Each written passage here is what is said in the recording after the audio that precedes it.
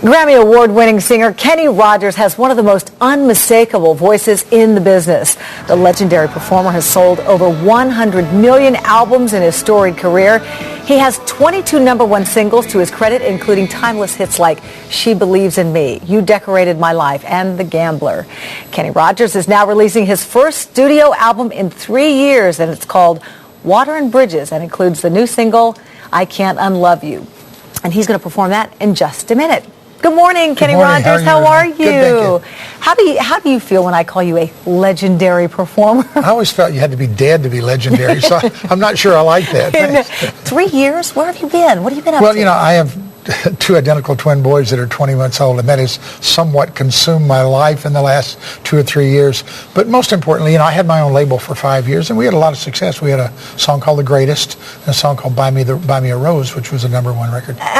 It's interesting to me that you have been around. I mean, I don't want to age you. No. I don't want to age you. Like I'm going to look young? Okay, good. But you have had your, I think, I'm trying to remember the exact statistic. You're the only performer to have a record in the 60s, 70s, 80s, 90s, and 2000. Is that right? Actually, in the 50s. I had one in 57. 50s. Oh, so you were singing when you were 3. When I got out of high school, I actually was right out of high school, and I did a record that was a local record at the time in Houston, and then a national label, Carlton, picked it up, and it charted.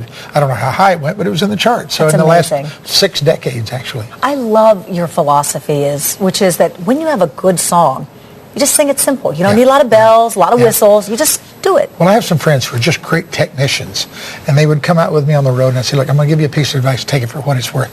If the lyric's important, sing it simply. If it's not, do whatever. You do your trills if you want to, but if you want people to know what your message is, just sing it. You know, and that's what I learned. Ray Charles was like my hero, and he never really got into all the quarter tone scales that everyone's doing now. He just sang it from his heart, and that's really, it's such a wonderful place to be when you can do that. Yeah. Water and Bridges it's such an interesting, I think, combination of songs and feelings, actually, because you listen to it and sometimes you laugh, sometimes you feel like you want to cry. There's some social commentary on it. Is that what you were going for? Well, I've always said music should do one of 3 things: make you laugh, make you cry, or make you think. But on this one, there are some songs on here that I wanted to make, not necessarily my social statements. I'm strictly the messenger. But there are songwriters who write from a point of view that I think was important. So when we had a chance to do some of these songs, like Water and Bridges, which is really a song simplified down about choices you make when you're young that you pay for when you're older. And there's a lot of really wonderful things on this album in that respect. How true, isn't it? The choices that we make when we're young, they somehow come back to haunt us sometimes. I have so much respect for you, though, because you have a 45-year-old child and you have 21-month-old twins. I have a lot of respect for you. Yeah, I used to have a lot of respect for me. Now I just think I will tell you, this is not how I'd envisioned the last years of my life, but it is the greatest gift that anyone could have given me, because, you know, when music's gone, you need something truly special to fill that void, and there's no question these boys can do that. That is awesome. It is. I can tell you're happy. Oh, it's wonderful. Kenny Rogers.